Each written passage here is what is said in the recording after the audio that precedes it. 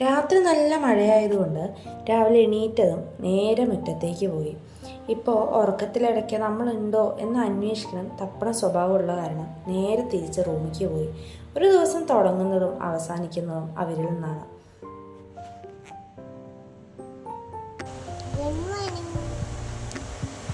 Good morning ചക്കടേ. അങ്ങനെ അന്തം വിട്ട് കിടക്കുന്ന മാമിയുടെ അടുത്തുനിന്ന് ഒരു ഗുഡ് മോർണിംഗ് കിട്ടി. അവരുടെ കൂടെ കുറച്ച് നേരം കെട്ടിപ്പിടിച്ച് അവിടെ കിടന്നപ്പോൾ ഒരു സന്തോഷമാണ്.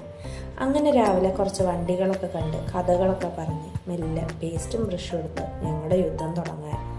അങ്ങനെ പേസ്റ്റും ബ്രഷിലും തുടങ്ങുന്ന യുദ്ധം രാത്രി വരെ നീണ്ടു നിൽക്കൂട്ടോ. അങ്ങനെ ബ്രഷൊക്കെ ചെയ്ത് മുഖമൊക്കെ കഴുകി വൃത്തിയാക്കി പുറത്തേക്ക് പോകുമ്പോഴേക്കും സമയം 9-9:30 ആയി.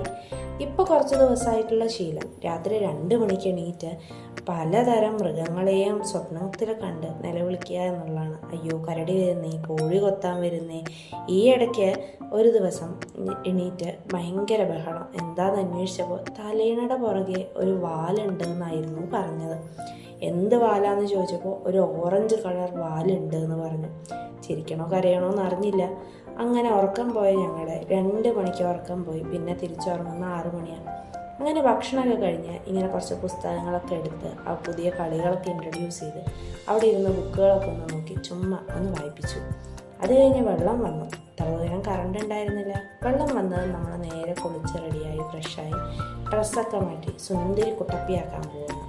അതിനു വേണ്ടി അതും ഒരു പാടാണെന്ന് വേണമെങ്കിൽ പറയാം.